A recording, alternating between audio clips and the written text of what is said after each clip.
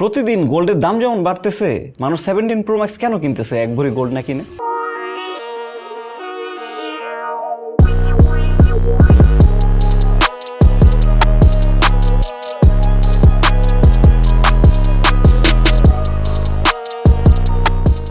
আসসালামু আলাইকুম, আমি আশিকুর রহমান তুষার। আপনারা দেখছেন এটিসি অ্যান্ড্রয়েড টোটো কোম্পানি, যেখানে আজকে দেখবেন আইফোন 17 প্রো ম্যাক্সের অথবা আইফোন 17 প্রো সিরিজের অ্যাকচুয়াল রিভিউটা। সো আমাদের আজকের আইফোন 17 প্রো ম্যাক্স রিভিউর জন্য আমরা 3 টাইপের ইউজার ধরছিলাম অ্যান্ড তাদের দিয়ে হচ্ছে 3টা ডিফারেন্ট আইফোন 17 প্রো অথবা প্রো ম্যাক্স ইউজ করাইছি অ্যান্ড দেন ফাইনাল যেই হচ্ছে কনক্লুশনটা আসছে সেটা নিয়ে আমরা হচ্ছে আজকে রিভিউটা সাজাইছি। সো ফার্স্ট অফ অল, যারা লং টাইম অ্যান্ড্রয়েড ইউজার দেন আইফোনে মুভ করছে লাইক মি, দেন আমাদের জাকির অথবা রাকিবের মতো পোলাপান যারা লাস্ট 4-5 বছর ধরে আইফোনে মুভ করছে অ্যান্ড 17 প্রো ম্যাক্সে অথবা প্রোতে আপগ্রেড করার ট্রাই করতেছে, অথবা আমাদের আসিফ যে প্রায় মনে হয় 8-10 বছর ধরে আইফোন ইউজার অ্যান্ড 17 প্রোতে হচ্ছে আপগ্রেড করছে। ও অস্ট্রেলিয়াতে আছে এখন, কারেন্টলি মাস্টার্স করতেছে, সেইখানেই কিনছে নিজে অ্যাপল স্টোর থেকে। অ্যান্ড এই সবার ডাটা মিলে 17 প্রো ম্যাক্সের ফাইনাল কনক্লুশনটা বেশ মিক্সড, কোনো সিঙ্গেল ডিরেকশনে যাচ্ছে না, মাল্টিপল দিকে হচ্ছে বিচ্ছিন্নভাবে চলে গেছে। প্রো ম্যাক্স অর প্রো 17 অথবা 17 এয়ার যেটাই কিনেন না কেন, নতুন 17 সিরিজের আপনি ফোনস ফর ইউ এরেনা থেকে কিনতে পারেন। ফোনস ফর ইউ এরেনাতে অ্যান্ড্রয়েড ফোনসও আছে, আইফোনসও আছে। তারা প্রচুর পরিমাণ আইফোন সেল করে ভাই সারা বছর জুড়ে। আইফোন 17 সিরিজ নিতে চাইলে ফোনস ফর ইউ এরেনাতে ডেফিনেটলি দেখবেন, তাদের কাছ থেকে আমরা দাম নিয়েছি। অ্যান্ড 17 প্রো অ্যান্ড প্রো ম্যাক্সের ক্ষেত্রে আমি দেখতেছি দামের মধ্যে এখানে যেহেতু 2টা ভ্যারিয়েন্ট এখন অ্যাড হয়ে গেছে, একটা হচ্ছে ই সিম ভ্যারিয়েন্ট যেগুলো এই কান্ট্রিতে থাকবে, আর একটা হচ্ছে ফিজিক্যাল সিম সহ ভ্যারিয়েন্ট, 1 ফিজিক্যাল অ্যান্ড 1 হচ্ছে ই সিম। এইটা হচ্ছে নর্মাল ব্যাপারটা। সো এই দুইটার মধ্যে হচ্ছে দামের পার্থক্য আমি যেটা দেখছি, প্রো বা প্রো ম্যাক্স বোথ ক্ষেত্রেই 10,000 টাকার মতন।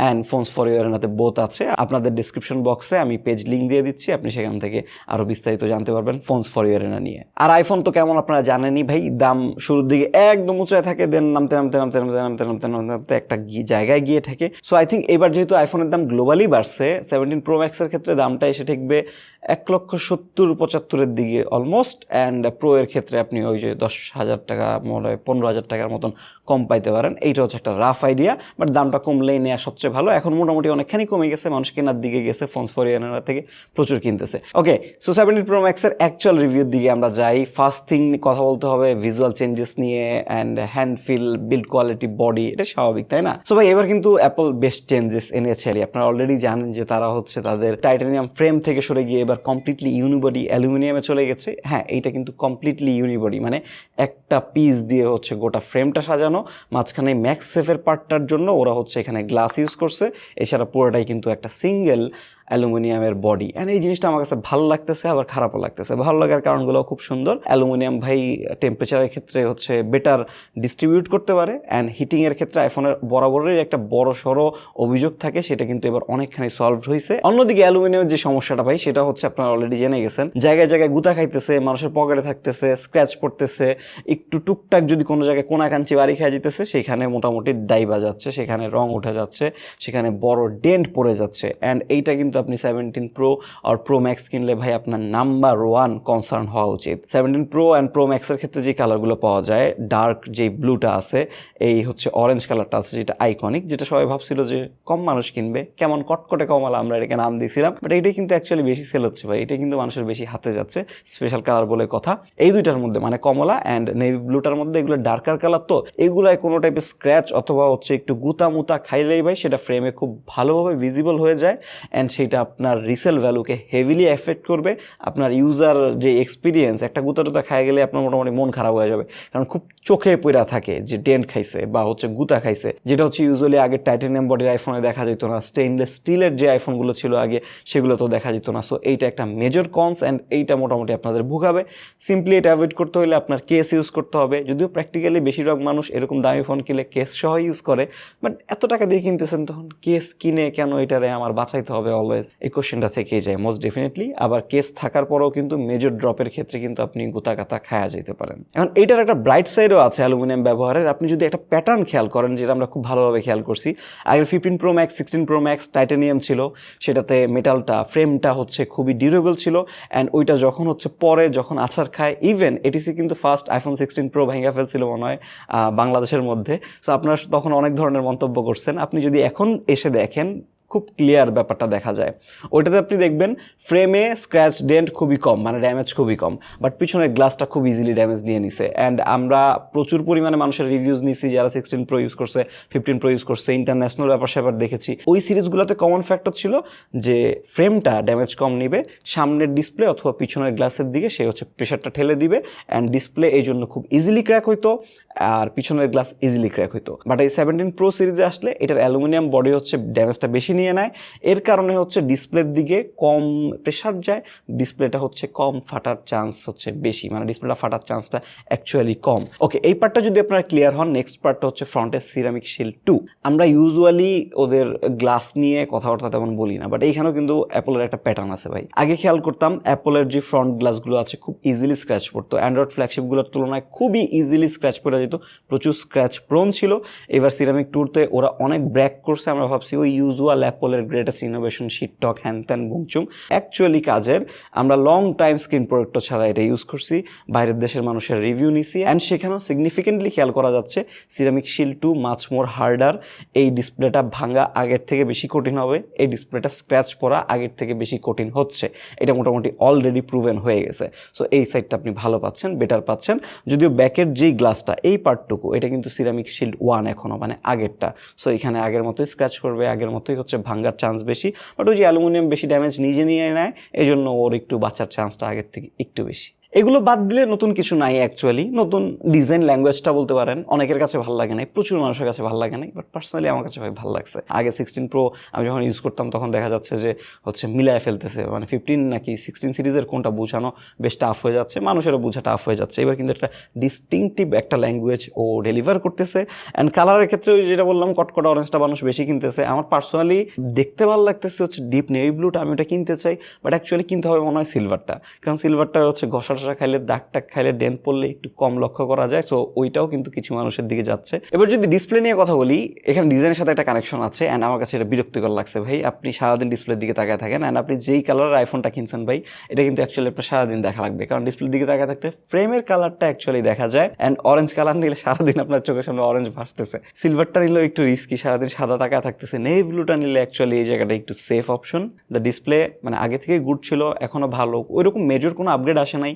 3000 নিটসের এখন পিক ব্রাইটনেস গেছে, এটা HBM-এ 1600-1700 পর্যন্ত হচ্ছে হিট করতে পারে এরকম আর কি।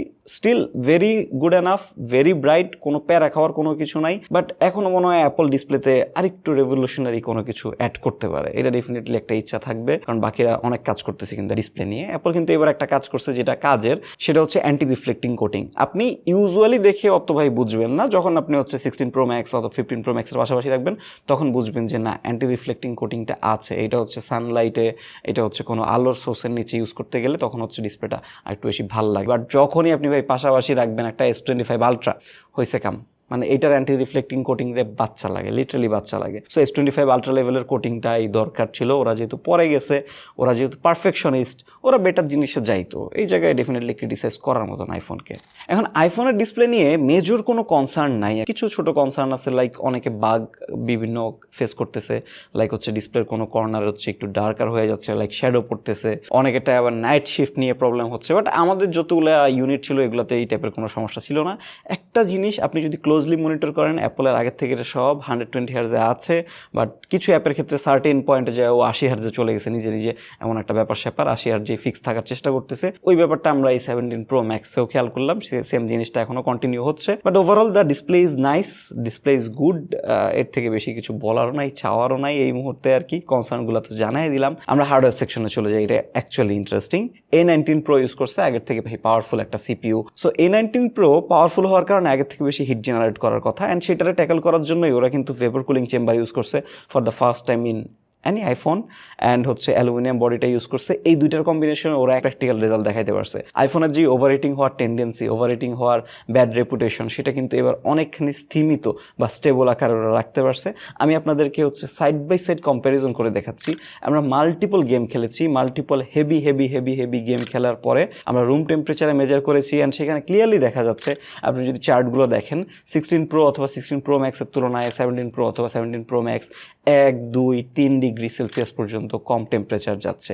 একই অ্যাপের ক্ষেত্রে একই টাইপের ইউসেজে, একই লং ইউসেজে 1, 2, 3 ডিগ্রি হয়তো শুনতে আপনার কাছে কম লাগে, বাট এটা অ্যাকচুয়ালি কিন্তু একটা ইম্প্রুভমেন্ট অ্যান্ড একটা ভালো ইম্প্রুভমেন্ট। ভাইবেন না ভাই আমি অ্যাপল ফ্যান ভাই দেখে এমন বলতেছি, এটা এক্সটার্নাল কুলিং ফ্যান ট্যান ছাড়া এটা কিন্তু ভালো ইম্প্রুভমেন্ট। কারণ হচ্ছে প্রতিবার দেখা যায় নতুন ফোন আসে, পাওয়ারফুল ফোন আসে, সব ফোনের ক্ষেত্রে আগের থেকে হিটটা বেশি হয়। হিট ম্যানেজমেন্টটাই এমন একটা জায়গা যেখানে বাকি সবাই ধরা খায়। অ্যাপল এবার সেখান থেকে বের হওয়ার জন্য এই অ্যালুমিনিয়ামে চলে আসছে। ওরা কিন্তু জানতো অ্যালুমিনিয়াম হচ্ছে এই ঘষা খাবে, বাড়ি খাবে, ডেন্ট খাবে বা দুর্বল মেটাল। এখন আইফোন রিভিউ যেহেতু গেমিং কেমন তা তো আলাদা করে বলতে হবে না ভাই, যদি বলতে হয় সেটার জন্য পারফরমেন্স রিভিউ লাগবে, এই রিভিউর মধ্যে বলা কিছু নয়, but fantastic game play experience আপনি মোস্ট ডেফিনেটলি পাচ্ছেন। পাশাপাশি এখানে র্যাম রম টাইপের ব্যবসা এবার থাকে না, বাট এইবার কিন্তু 256 GB স্টোরেজ দিয়ে ইনিশিয়ালি শুরু। প্রো ম্যাক্সের ক্ষেত্রে শুধুমাত্র 2 TB অপশন পাবেন। যারা ভিডিও করেন আইফোন দিয়ে প্রফেশনালি বা আপনাদের সব কিছু আইফোনের মধ্যেই থাকে তারা 2 TB দেখতে পারেন। ভাই ওটার দাম শুই না আমার আরও গোল্ড কেনার প্রতি ইচ্ছাটা বাইরে গেছে। সো পারফরমেন্স সেক্টর নিয়ে স্যাটিসফাইড থাকলে আমরা চলে যাই হচ্ছে ক্যামেরার দিকে। ক্যামেরার ক্ষেত্রে এবার হচ্ছে টেলিফোটোটাকে ওরা প্রপার জায়গায় নিছে, আমি বলবো না এটা আপগ্রেড করছে, ওরা প্রপার জায়গায় নিছে, এতদিন ওরা পিছায় ছিল। সো এবার 48 মেগাপিক্সেলের 3টা ক্যামেরাই পাচ্ছেন আপনি, primary, ultra wide and the telephoto. টেলিফোটোর ক্ষেত্রে 4x অপটিক্যাল জুম অফার করে অ্যান্ড 8x হচ্ছে সেটারে ক্রপ করে, ওই যে সেন্সর ওয়াইজ লসলেসের মতো যেটাকে দেয় আর কি। ওরা যদি অপটিক্যাল কোয়ালিটি বলতেছে পুরোপুরি পাবেন না। সো এই ক্যামেরার ব্যাপারটা যদি আপনি ক্লিয়ারলি জানতে হয় আমাদের ক্যামেরা কম্প্যারিজনটা দেখতে হবে। আমরা খুব রিসেন্টলি ড্রপ করেছি Samsung S25 ultra and iPhone 17 pro ম্যাক্সের side by side camera comparison, বেশ বড় ভিডিও, অনেক ডিটেলস, সেখানে দেখলে আপনি পুরো জিসটা পেয়ে যাবেন অ্যান্ড ডিটেলসেও পেয়ে যাবেন। মোটা দাগে এইটার ক্যামেরার কথা যদি বলি, আগের থেকে আপগ্রেড ইয়েস, বাট আপগ্রেড কি বড়? না ভাই, বড় কিছু না। জুমের ক্ষেত্রে 8x অপশনটা হিসাব করলে হ্যাঁ সেদিকে একটু বড় আছে, তাও ওইরকম বড়ও না। যারা 15 প্রো ম্যাক্সের ক্যামেরায় আছেন, 16 প্রো ম্যাক্সের ক্যামেরায় আছেন, তারা স্টিল ভাই অনেক ভালো অবস্থায় আছেন। সব জায়গায় মোটামুটি স্লাইটলি করে হচ্ছে আপগ্রেড করছে বা ইমপ্রুভ করছে, যেটা মোটামুটি আমার মনে হয় সফটওয়্যার দিয়েই করা আর কি অ্যাকচুয়াল ব্যাপার। সো ক্যামেরাটা ভালো, বাট ওরা এখনও জোস কোনো লেভেলে পৌঁছা যেতে পারে নাই, যেটা ভিভো, ওপ্পোর ফ্ল্যাগশিপগুলো দিচ্ছে। ওই দুনিয়া সম্পর্কে আপনারা অনেকে জানেন না হয়তো বা যারা iPhone user, but Vivo X100 series, ওপ্পোর ফাইন্ড সিরিজ ভাই অন্য লেভেলে ক্যামেরা নিয়ে গেছে। সো এই মেইন স্ট্রিম ফ্ল্যাগশিপ যারা আছে, অ্যাপলকেও বলছি, স্যামসাংকেও বলছি, তাদেরও হচ্ছে ওই দিকে যাওয়া উচিত মোস্ট ডেফিনেটলি। এখন ব্যাক ক্যামেরা নিয়ে আমি যতখানি ওকে আছি, তার থেকে বেশি ফার মোর ইমপ্রেসড আমি ফ্রন্ট ক্যামেরাটা নিয়ে। আমার দেখা ফ্ল্যাগশিপ ফোনের ক্ষেত্রে সবচেয়ে সুন্দর, সবচেয়ে বেটার, সবচেয়ে কার্যকর ফ্রন্ট ক্যামেরা এবার আইফোনে। এবারে যে সেন্টার স্টেজ ফ্রন্ট ক্যামেরাটা, এটা স্পেশাল হওয়ার একটু কারণ আছে ভাই। পিছনে যে সেন্সরটা, অ্যাকচুয়াল সেন্সরটা, সেটা কিন্তু অক্টাগোনাল শেপের, এটা আনইউজুয়াল শেপ ক্যামেরার ক্ষেত্রে বা ফোন ক্যামেরার সেন্সরের হিসেবে। সো এই কারণে ও হচ্ছে একই সেন্সর দিয়ে ভার্টিক্যাল ছবি তুলতে পারতেছে, হরাইজন্টাল পার্ট ইউজ করতে পারতেছে, মানে সেন্সরের বিভিন্ন অংশের মধ্যে ওর অনেক জায়গা আছে, ও ফ্লেক্সিবল, ও 2টা পার্ট ইউজ করতে পারতেছে ওর যখন যেভাবে লাগতেছে। এই জন্য আগের থেকে বেশি ওয়াইড সেলফি দিতে পারতেছে আপনাকে। সো এই মেকানিজমটা রিয়েল লাইফে প্র্যাকটিক্যালি একটা ডিফারেন্স মেক করতেছে ফ্রন্ট ক্যামেরার ক্ষেত্রে। অ্যান্ড ভিডিও কোয়ালিটি ফ্রন্ট ক্যামেরায় স্টেবিলাইজেশন বলেন, ভিডিওর ক্লারিটি বলেন, ভিডিওর ক্রিস্পিনেস বলেন, সব কিছু এতখানি জোস হয়েছে যে ভাই আপনার এবার মনেই হবে যে আমি একটা কন্টেন্ট ক্রিয়েটর হিসেবে ক্যারিয়ারটা শুরুই করে ফেলি। So the centre stage front camera is nice, এটা প্রুভ হয়ে গেছে আমাদের হচ্ছে ক্যামেরা কম্পেয়ারের ক্ষেত্রে। আমি এটা নিয়ে খুবই হ্যাপি। যারা কন্টেন্ট ক্রিয়েশন করেন এবার তারা মোটামুটি একটা নেক্সট লেভেল আপ পাবেন ফ্রন্ট ক্যামেরার ক্ষেত্রে। সেন্টার স্টেজ ক্যামেরাটা ফ্রন্ট ক্যামেরার মধ্যে হিসেবে অনেক ওয়াইড অ্যান্ড ভাই এইটার কাজ অনেক জোস। অ্যান্ড এই জায়গায় আমি আইফোনকে মোটামুটি ভালোভাবে প্রশংসা করবো। ব্যাক ক্যামেরার ক্ষেত্রে ওরা অনেক কিছু দেখাইতে পারতো, ওরা দেখায় নাই, দেখাইতে পারে নাই। সো ওইখানে আমি কোনো এক্সট্রা জিনিস বলতেছি না, আমি জাস্ট বলতেছি স্লাইটলি আপগ্রেড করছে। অ্যান্ড অন্যান্য ওরা যেইভাবে লাভ দিয়ে এগুচ্ছে, ওদের ক্যামেরাটা কিন্তু হচ্ছে ভিডিও সেকশনটা বাদে ভাই অন্যান্য সব জায়গায় কিন্তু অনেকখানি পিছিয়ে যাচ্ছে, অলরেডি পিছিয়ে গিয়েছে, ক্লিয়ারলি পিছিয়ে গেছে। বাট ফ্রন্ট ক্যামেরার ক্ষেত্রে আইফোন আসলেই সেটা করছে। এই ক্যামেরা যখন আনছে জুম নিয়ে মানুষ সবচেয়ে বেশি ফ্যাসিনেটেড ছিল। 40x পর্যন্ত ম্যাক্স জুম দিচ্ছে, 40x জুমে ও খুব একটা অবস্থা ভালো না। ওই যে আমাদের S25 আলট্রার সাথে এটা যখন ক্যামেরা কম্পেয়ার কন্টেন্ট আপনি দেখে আসবেন না, আপনি মোটামুটি ক্লিয়ার হয়ে যাবেন ওর ক্যামেরাটা অ্যাকচুয়ালি কোন জায়গাতে আছে। বাট একটা কথা, আইফোনের ক্যামেরা নিয়ে এখনও আরও অনেক দূর যাইতে হবে। ওরা যে একটা রেসে ছিল ক্যামেরার, অ্যান্ড সেটার অনেক দূরে যায় ওরা দাঁড়ায় ছিল। বাকি কম্পিটিশনরা এত বছর ধরে আসার চেষ্টা করতেছিল, কাছে আসার চেষ্টা করতেছিল। এবার লেন্স সুইচিং অ্যান্ড হচ্ছে ভিডিও কোয়ালিটি বাদে কোথাও আইফোন অ্যাকচুয়ালি আগায় নাই। বাকি সব জায়গায় অ্যান্ড্রয়েড ভাই ওরে ক্রস করে চলে গেছে। এটা আমার এক্সপিরিয়েন্স থেকে বলতেছি, এটিসি মাল্টিপল ক্যামেরা কম্প্যারিজনে প্রমাণ সহ থাকবে। আচ্ছা, এবার আমরা সফটওয়্যার নিয়ে কথা বলি। এইবার সফটওয়্যারটা একটু কেমন জানি ভাই। iOS 26 নিয়ে বেশ মিশ্র প্রতিক্রিয়া দেখা যাচ্ছে। যারা ওল্ডার ডিভাইস iOS 26-এ গেছে বেশ কিছু বাগটাক ফেস করতেছে। অনেকে বলতেছে যে ওরা একটা পারফেক্ট লেভেলের সফটওয়্যারে ছিল এর আগে যেটাতে ছিল, ওইটার একদম টপ অফ দ্য মোমেন্টে লাস্ট মোমেন্টে এসে ওরা একদম আনকোরা নতুন টাইপের iOS 26-এ গিয়ে ওরা হচ্ছে মোটামুটি মেসড আপ করে ফেলছে এমন ব্যাপার। এবার ওদের যে লিকুইড গ্লাসটা, এইটা বেটা ভার্সনে যতখানি বাজে লাগছিল আমার কাছে অনেস্টলি ফাইনাল ভার্সনে এসে অতখানি বাজে লাগতেছে না, ভালো লাগতেছে মোটামুটি আকারের। বাট আপনার একটু অভ্যস্ত হইতে হবে, না হলে হচ্ছে আপনার একটু প্যারা খাওয়া লাগতে পারে। ওরা কিছু অ্যাপের ক্ষেত্রে কিন্তু ইউআই রিলেটেড হোল চেঞ্জ করে ফেলছে, লাইক ক্যামেরার ক্ষেত্রে কিন্তু ভাই ভালো চেঞ্জ হয়েছে। এখানে আমার কাছে এবারের ক্যামেরাটা ভালো লাগতেছে না, আগের ক্যামেরা ইউআইটাই ভালো লাগতো, যদিও মনে হয় এটা ইউজ করতে করতে অভ্যস্ত হয়ে যাবো অ্যাকচুয়ালি। সো এই ক্ষেত্রে যারা পাস্ট আইফোন ইউজার আছে তাদের থেকে একটু কথা শুনে নেন। সো আমি আমার আইফোন 16 প্রো ম্যাক্সে যখন 26 আপডেটটা আসছে আমি তখনই আপডেট দিয়ে দিছি। সো আমার কাছে ম্যাসিভ চেঞ্জ লাগছে লিকুইড গ্লাসটা, কারণ সাধারণত কোনো অ্যান্ড্রয়েডে যখন আপনি কোনো থিম ইউজ করবেন তখন ওইখানে আপনি সব জায়গায় ওই থিমটার টাচটা দেখতে পারবেন না। বাট আইফোন এমন একটা কাজ করছে, মানে লিকুইড গ্লাসটা এমনভাবে ইমপ্লিমেন্ট করছে যে আপনি কন্টাক্ট, গ্যালারি, তারপরে কন্ট্রোল প্যানেল যেখানেই যাবেন ওই লিকুইড গ্লাসের একটা ফিল পাবেন, যেটা আমার কাছে খুবই ভালো লাগছে। আসসালামু আলাইকুম, আমি রাকিব। আমি আমার আইফোন 15 প্রোতে বেশ অনেকদিন যাবত iOS 18টা ইউজ করছিলাম, আমি এটা কখনো আপডেট করি নাই। সো আমাদের যে লাস্ট দুইটা প্রজেক্ট আছে ওই দুইটার প্রজেক্টের জন্য আমি iOS 26-এ শিফট হই অ্যান্ড অনেকদিন যাবত ইউজ করি। সো আমি যে চেঞ্জটা সব থেকে বেশি ফেস করি এটা ছিল ক্যামেরা অ্যাপের ইন্টারফেস, কারণ iOS 18 এর iOS 26-এর দুইটা ক্যামেরা অ্যাপের ইন্টারফেস ছিল টোটালি আলাদা। প্রথম আমার কাছে মনে হচ্ছিল iOS 18-এ যে ক্যামেরা ইন্টারফেস আছে ওইটা আরও বেশি গুছানো ছিল, আরও বেশি সহজ ছিল ইউজ করার ক্ষেত্রে। কিন্তু আমি যখন টানা অনেকদিন যাবত ইউজ করি তখন আমার কাছে ফিল হচ্ছিল না iOS 26-এর যে ক্যামেরা ইন্টারফেস আছে ওইটাও ইজিয়ার, ওইটাও আরও বেশি ইউজার ফ্রেন্ডলি অ্যান্ড ওইটা কাস্টমাইজেশনের অপশনগুলো ভালো। এন্ড অফ দ্য ডে আমার কাছে মনে হচ্ছে না iOS 18 থেকে iOS 26-এর যে ওভারঅল চেঞ্জেস যেগুলো আছে এগুলো আরও বেশি ভালো করছে, আরও বেশি গুছানো ছিল। অ্যান্ড কলিং বার থেকে শুরু করে নোটিফিকেশন বার থেকে শুরু করে জাকির ভাইয়া সহ যা কিছু বললো সব কিছু ঠিক আছে। iOS 18 থেকে 26টা মাস ইজিয়ার, আরও বেশি গুছানো অ্যান্ড ইউজার ফ্রেন্ডলি, এই আর কি। সো iOS 26 আমি পাস করে দিলাম, ওরা আপডেট দিবে অ্যান্ড বেটার হবে। অ্যান্ড আইফোন তো অনেক বছর ধরে আপডেট দেয়, ডিভাইসগুলো ক্যারি করে, এই সাইড সবই ভালো। Only downside is the Apple intelligence, যেখানে অ্যাপল অনেকখানি পিছিয়ে গিয়েছে অ্যান্ড মানুষ বলতেছে আর ফেরার রাস্তা নাই। এখানে মোটামুটি একটা লজিক্যাল ক্লিয়ার এক্সপ্লেনেশন আছে। সবার আগে বলে নিই ভাই, অ্যাপল ইন্টেলিজেন্স মানে অ্যাপল এআই এর ক্ষেত্রে অ্যান্ড্রয়েড ড্রেস বা অন্যান্য স্মার্টফোন থেকে কিন্তু অনেক পিছিয়ে গেছে। অ্যান্ড্রয়েডগুলো স্পেশালি স্যামসাং কিন্তু অনেক আগায় গেছে। সো এখানে একটা লজিক্যাল এক্সপ্লেনেশন হচ্ছে ভাই, অ্যান্ড্রয়েড বা গুগল জিনিসটা হচ্ছে সব জায়গার থেকে যেভাবে পারে আপনার থেকে ডাটা টানাটানি করে নিয়ে নিবে, আপনার অ্যাড দেখানোর জন্য আপনার পার্সোনাল কোনো ডাটা আপনার পার্সোনাল রাখতে দিবেন না, আপনার সব কিছু ট্র্যাক করবে। সো অ্যাপল কিন্তু এই জায়গায় ইউজারের দিকে একটু বেশি হইলেও ভাই হচ্ছে কনসার্ন, তারা ইউজারের ডাটা নিয়ে কনসার্ন থাকে, ওইভাবে শেয়ার করে না, ওইভাবে টানাটানি করে না যতখানি আর কি আমরা জানি। ভিতরের কাহিনী তো আমরা অতখানি জানি না ভাই। সো যেটা মূল ব্যাপার সিম্পল, আপনি যদি এআই ইরেজারের কথা দেখেন, অ্যান্ড্রয়েড যেটা করতেছে, আপনি হচ্ছে এআই ইরেজার যখন করতেছেন তখন হচ্ছে সে এই ছবিটাকে ডাটাগুলো সহ হচ্ছে ক্লাউডে পাঠাচ্ছে, ড্রাইভে পাঠাচ্ছে, সেখান থেকে হচ্ছে প্রপারলি নিটলি খুব ভালোভাবে এআই ইরেজ হয়ে আপনার কাছে ব্যাক আসতেছে অ্যান্ড আপনি সুন্দর একটা রেজাল্ট পাচ্ছেন। বাট অ্যাপল কিন্তু করতেছে in device, and in device করার কারণে হচ্ছে ও মোটামুটি জট টাইপের এআই ইরেজের রেজাল্ট আপনাকে শো করতেছে, যেটা আমার কাছে কোনোভাবে ভালো লাগতেছে না। অ্যান্ড এইবারও কিন্তু 17 সিরিজ লঞ্চের ক্ষেত্রে ওরা অ্যাপল ইন্টেলিজেন্সের ক্ষেত্রে বড় কোনো হচ্ছে দেয় নেই আমাদেরকে, নতুন কোনো বড় ফিচার, নতুন কোনো বড় সড় ধরনের জিনিস বা নতুন কোনো বড় ধরনের প্রমিস বা নতুন কিছু শো করা কোনো কিছু কিন্তু হয় নাই। সো সিম্পলি অ্যাপল এআই রেসের ক্ষেত্রে পিছিয়ে পড়ছে, ওদের হয়তো বা ওইরকম এগিয়ে যাওয়া হবে না বাকিদের সাথে রেসে, সোজা বাংলায় বলতে গেলে। অ্যান্ড যারা অ্যাপল ইউজার আছেন, লাভার আছেন, আপনাদের মোটামুটি এটা মাইনা নিয়ে চলতে হবে। অ্যাপল এআইতে সাকস এখন পর্যন্ত, till now. Then comes the battery part. এবার কিন্তু ব্যাটারিতে ইম্প্রুভমেন্ট আসছে, ক্যাপাসিটি, এসওটি সব কিছুতেই অ্যাপল এবার কম ব্যাটারি দিয়ে, কম ক্যাপাসিটি তো ওদের অলওয়েজ থাকে, বেশি এসওটি দিচ্ছে। অ্যান্ড্রয়েডের বেশ কিছু ভারী হাই ক্যাপাসিটিওয়ালা ফোনের থেকে বেশি এসওটি দিচ্ছে, টেস্টে বের হচ্ছে। অ্যান্ড আমাদের একটা আলটিমেট ফ্ল্যাগশিপ ব্যাটারি কম্প্যারিজন তো ডেফিনেটলি পেয়ে যাবেন, ওটা দেখলে আপনারা আরও বেশি ভ্যারিফাইড হতে পারবেন। সো 17 প্রো বলেন, প্রো ম্যাক্স বলেন, দুইটা যেই ভ্যারিয়েন্ট, একটা হচ্ছে ই সিম আর একটা হচ্ছে ফিজিক্যাল সিম, সেই ক্ষেত্রে কিন্তু ব্যাটারি ক্যাপাসিটি এবার অ্যাপলই বৈষম্য রেখে দিচ্ছে। ই সিমের ক্ষেত্রে ওরা বলতেছে জায়গা বেশি পাইছে, এই জন্য ক্যাপাসিটি বেশি দিছে। ফিজিক্যাল সিমের ক্ষেত্রে আপনি ক্যাপাসিটি একটু কম পাচ্ছেন।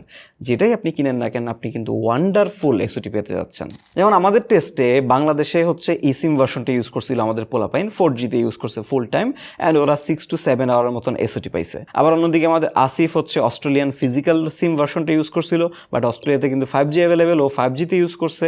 সো ও 4.5 ঘন্টা এসওটি পাইছে, 42% ব্যাটারি তখন রিমেনিং ছিল। সো আপনি ধরতে পারেন এখানেও 5G সহ 7 ঘন্টার মতন এসওটি। যখন আমি বলতেছি ব্যাটারি ভালো করছে, ব্যাটারি ব্যাকআপ আপনি ভালো পাবেন, তখন কিন্তু এমন ভাবেন না যে ভাই সবগুলো স্মার্টফোন থেকে অতিরিক্ত ব্যাকআপ পাবেন। এই আইফোনে কিন্তু ব্যাটারি ব্যাকআপ একটু কম দেওয়ার জন্যই, পাওয়ার ব্যাংক কানেক্ট করার জন্যই, চার্জার কই সেটা নিয়ে দৌড়াদৌড়ি করার জন্য বিখ্যাত ছিল একটা লং টাইম। সেখান থেকে ওরা বের হয়ে আসছে, এটা হচ্ছে সোজা বাংলা কথা। এখন আপনাকে একটা স্ট্যান্ডার্ড ফ্ল্যাগশিপের মতন অন্তত ব্যাকআপ দিবে, অথবা এর থেকে একটু বেটার ব্যাকআপ দিবে কিছু ক্ষেত্রে। এই হচ্ছে আইফোনের ব্যাটারি ব্যাকআপের ব্যাপার। অ্যান্ড আমি মোটামুটি আকারে স্যাটিসফাইড, যেই পরিমাণ ব্যাকআপ দিচ্ছে একদিন ইজিলি কাভার হয়ে যায়। আপনি 17 Pro নিলেও কাভার হবে, 17 Pro Max নিলেও কাভার হবে। যারা একদম হেভি ইউজার আছেন, প্রোতে একটু টাফ হইতে পারে, বাট আমার মনে হয় না আপনার এত বেশি কনসার্ন থাকা দরকার, কারণ আমি 16 Proতেই মোটামুটি হেভি ইউজ করেও একদিন ব্যাকআপ মোটামুটি আকারে পেয়ে যাচ্ছি। আর চার্জিংয়ের ক্ষেত্রে এবার কিন্তু ওরা Qi 2.2 ওয়্যারলেস ম্যাগনেটিক সাপোর্টটা কিন্তু দিচ্ছে ওয়্যারলেস চার্জিংয়ের ক্ষেত্রে। এইবারও আইফোন ভালো পরিমাণের আগে আছে, অ্যান্ড ওদের ম্যাক্সের জিনিসটা ভাই অ্যাকচুয়ালি জোস, ম্যাগনেট কানেক্ট করে এই জিনিসটা ভালো কাজে দেয়। পাওয়ার ব্যাংক বলেন, আপনি চার্জারের কথা বাদ দেন, পাওয়ার ব্যাংকের ক্ষেত্রে অ্যাকচুয়ালি বেশি কাজে দেয়। আর ওয়্যার চার্জিংয়ের ক্ষেত্রে অ্যাপল কিন্তু বলতেছিল এবার কিন্তু 40 ওয়াটের ওয়্যার চার্জিং সাপোর্ট করতেছে। অনেকে আবার টেস্ট করে দেখতেছে মাঝে মধ্যে নাকি পিক 45 ওয়াট পর্যন্ত চলে যাচ্ছে। আমাদের টেস্টে যদিও 35 ওয়াটের উপরে ওইভাবে যাইতে পারে নাই। হোয়াট এভার ইট ইজ, একটা সিঙ্গেল মোমেন্ট, দুইটা সিঙ্গেল মোমেন্ট বা অল্প কিছু সময়ের জন্য 40 ওয়াট যাইতেই পারে, 38 ওয়াট যাইতেই পারে, বাট এটা কিন্তু ফুল টাইম থাকবে না। ব্যাটারি চার্জ হইতে এখনও ভালোই সময় লাগে, বাট আগের থেকে কমছে। ব্যাটারি চার্জিংয়ের ক্ষেত্রে ওরা একটু আপগ্রেড করছে, এই পার্টটা ট্রু, বাট এখনও ওই যে অ্যান্ড্রয়েডের মতন মানে জোস লেভেলের চার্জিং স্পিড আপনি পাচ্ছেন না। অনেক iPhone user, maximum iPhone user ভাবে এটাই ভালো, কারণ তারা 80-20% রুল ফলো করে, 20%-এর নিচে নামার আগেই চার্জ দেওয়া শুরু করে, অ্যান্ড 80% নামলে চার্জ থেকে খুলে ফেলে। সো হ্যাঁ, আপনি যদি ব্যাটারি লাইফটাকে লং করতে চান, ফোনের ব্যাটারিটা লম্বা টাইম ভালো ব্যাকআপ পাইতে চান, ব্যাটারি হেলথ নিয়ে কনসার্ন থাকেন, তাহলে হ্যাঁ আপনার জন্য অত বেশি ফাস্ট চার্জ দরকার নেই। যাদের দরকার তারা আইফোন কিনেন না, এই অবস্থা। সো সবগুলো ডিপার্টমেন্ট এক করলে এই ছিল 17 Pro অ্যান্ড 17 Pro Max। আগের থেকে কোনো ডিপার্টমেন্টেই অতিরিক্ত বড় কোনো ডেভেলপমেন্ট বা বড় কোনো চোখ ধাঁধানো ইনোভেশন এমন কোনো কিছু এবারও দেখা যাচ্ছে না অ্যাপলে। সব জায়গাতেই ইনক্রিমেন্টাল সামান্য আপগ্রেড করছে। সো ক্লিয়ার কথা, যারা 15 Pro সিরিজে আছেন আর 16 Pro সিরিজে আছেন, তাদের এটাতে আপগ্রেড করার কোনো কারণ আমি দেখছি না, আনলেস আপনি প্রতি বছর লেটেস্ট আইফোনে থাকতে চান, অথবা আপনি রিসেল ভ্যালুর জন্য আপ করে রাখতে চান, তখন হ্যাঁ ডেফিনেটলি রাইট। যদি আপনি যে না আমি এক মডেলে শিফট থাকবো যতক্ষণ পর্যন্ত না বড় কোনো আপগ্রেড আসবে বা বড় কিছু আমি মিস করতেছি, সেই ব্যবস্থা এখনও হয় নাই। একটা জিনিস আমার এই কথার একটু বিপরীত থাকবে, সেটা হচ্ছে ওই যে ফ্রন্ট ক্যামেরাটা, সেন্টার স্টেজ ফ্রন্ট ক্যামেরাটা। যারা ফ্রন্ট ক্যামেরা ইউজ করেন, যারা ব্লগিং করেন, কন্টেন্ট ক্রিয়েশন করেন, ভাই ডেফিনেটলি অনেক কাজে আসবে, অ্যান্ড এই জিনিসটার জন্য আপগ্রেড করা যেতে পারে। বাট এটা খুবই সার্টেন, খুবই ছোট্ট একটা পার্সেন্টেজ পিপলের জন্য। এছাড়া সবার জন্য 15 Pro, Pro Max, 16 Pro, Pro Max পর্যন্ত থাকাই ভালো। আপনি যদি 13, 14, 12 সিরিজে থাকেন, হ্যাঁ now is a good time to upgrade. এখন আপগ্রেড করতে পারেন, এটা আপগ্রেড করার মতন তাদের ক্ষেত্রে। আর যারা অ্যান্ড্রয়েড ফ্ল্যাগশিপে অভ্যস্ত আছেন, না ভাই অ্যাপল এখনও কোনো মেজর কারণ দেখাইতে পারে নাই যেটার জন্য অ্যান্ড্রয়েড ইউজাররা সব সুইচ করে অ্যাপলে চলে আসবে। So that's it. যদি কিনতে চান ফোনস ফর ইউ থেকে কিনেন। আমরা অ্যাকচুয়ালি রিভিউটাতে অত ডেপথে যাই নাই, কারণ আমরা কিন্তু এই ধরনের ফ্ল্যাগশিপের ক্ষেত্রে ভেঙে অনেকগুলো ভিডিও করি। ক্যামেরা কম্প্যারিজন অলরেডি চলে আসছে, আমরা ব্যাটারি নিয়েও কম্প্যারিজন করবো, অ্যান্ড আমরা ফার্দার আরও অন্যান্য ডিভাইস আসছে সেগুলো নিয়েও নানান স্পেকে, নানান জায়গায়, নানান টপিকে ফাইট লাগাই দিব এদের মধ্যে, অ্যান্ড সেখানেই কিন্তু সবচেয়ে ক্লিয়ার ইনফরমেশনটা পাওয়া যায়। রিভিউটা এটা একটা ফর্মালিটিস হয়ে গেছে, অ্যান্ড সেই হিসাবেই থাকলো। জানান কেমন লাগলো।